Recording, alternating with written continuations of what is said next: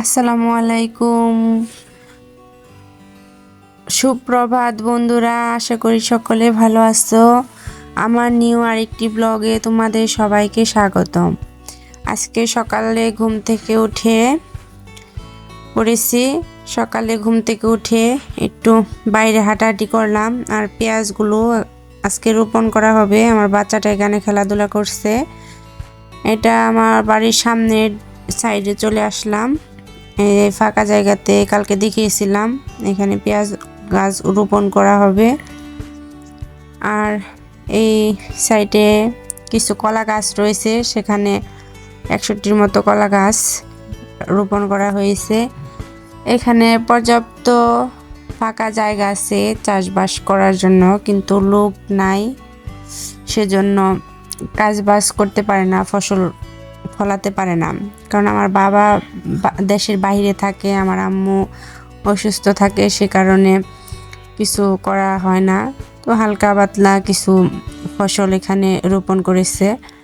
যেরকম এখানে লাইয়ের বীজ রোপণ করেছিল, লাই গাছ বীজ থেকে গাছগুলো মোটামুটি ভালোই হয়ে গেছে। গাছটা যাতে উপরের দিকে উঠতে পারে সেজন্য একটা মাচা করে দিয়েছে। এখানে এই মাচাটা আমার ভাই করেছে, ছোট মানুষ, যতটুক পারে ততটুকুই যথেষ্ট। আর এখানে ভিটি সিস্টেম করে রেখেছিল, মাটি অনেকগুলো মাটি কেটেছিল এখানে, সেজন্য এখানে আমাদের বাড়িটা নতুন বাড়ি করতে চাইছিল সেজন্য। আর এটা হলো শীতল আলু গাছ।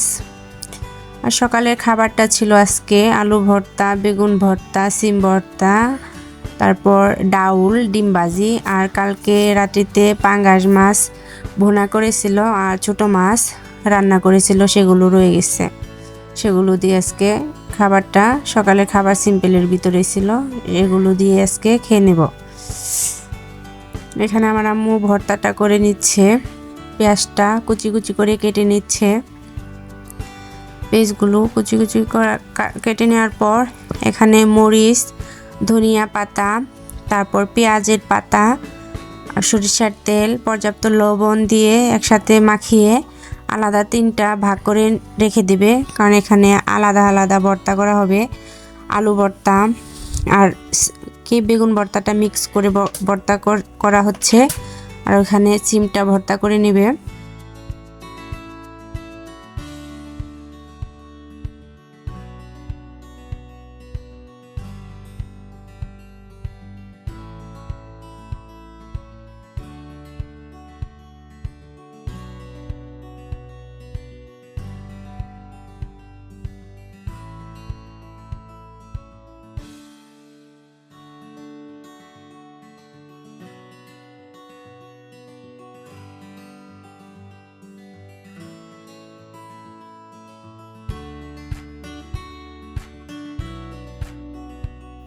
এখানে ভর্তাগুলো হয়ে গেছে।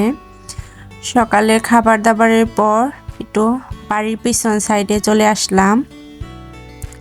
এটা আমাদের বাড়ির পিছন সাইড।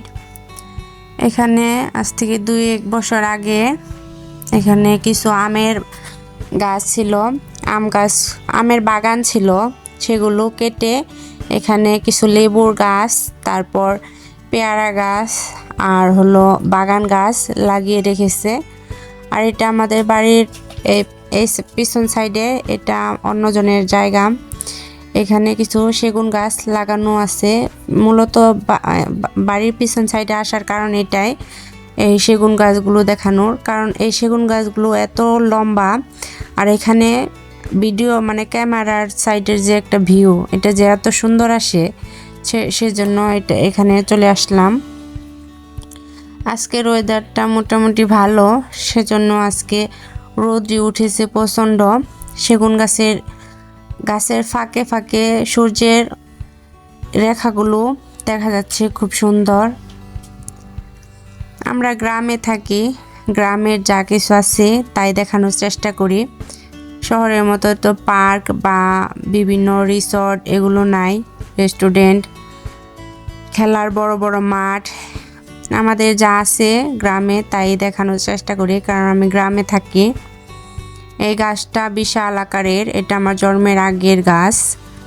এই গাছটা ক্যামেরাতে বোঝা যাচ্ছে না, কিন্তু এই বাগান গাছ হিসেবে এরকম এই বাগান গাছটা এত সচরাচর এত মোটা হয় না, আকারে বিশাল। আর সেগুন বাগানটাও বিশাল, আর সেগুন বাগানের দৃশ্যটা অনেক সুন্দর দেখা যাচ্ছে। এখন বাড়িতে চলে আসলাম, বিছানাটা গুছিয়ে নিলাম, 2টা বিছানায় পরিষ্কার করে নিয়েছি। বাবার বাড়িতে আসলে আমার প্রধান 2টা কাজই থাকে, এই 2টা বিছানা গুছানো আর খাবার দাবার খাওয়া ছাড়া আর কিছু কাজ নাই। বিকালের দিকে আমার আম্মু আর আমার ভাই, ছোট ভাই গাছগুলো লাগিয়ে নিয়েছে, পেঁয়াজ গাছগুলো। এখানে একটা চারদিকে বেড়ার মতো ঘিরে দিতে হবে, যাতে মুরগি টুরগি এসব না আসতে পারে এখানে। এমনি তার কাটা সিস্টেম একটা চারদিকে বেড়া আছে, তারপরেও ছোট ছোট মুরগি এগুলো চলে আসে এখানে।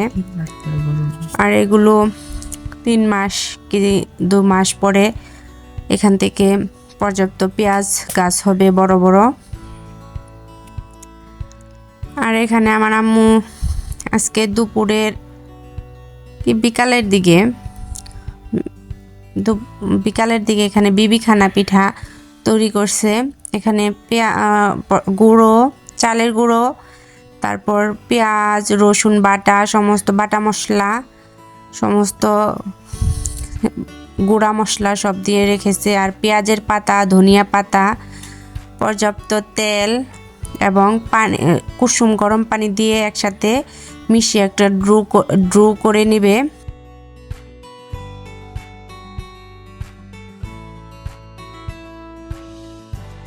পর্যাপ্ত আবার আস্তে আস্তে পানি দিয়ে নিচ্ছে, একেবারে দিলে দলা পাকিয়ে যাবে, সেজন্য একটু একটু করে হাতের সাহায্যে মাখিয়ে নিচ্ছে আর একটু একটু করে পানি দিয়ে নিচ্ছে।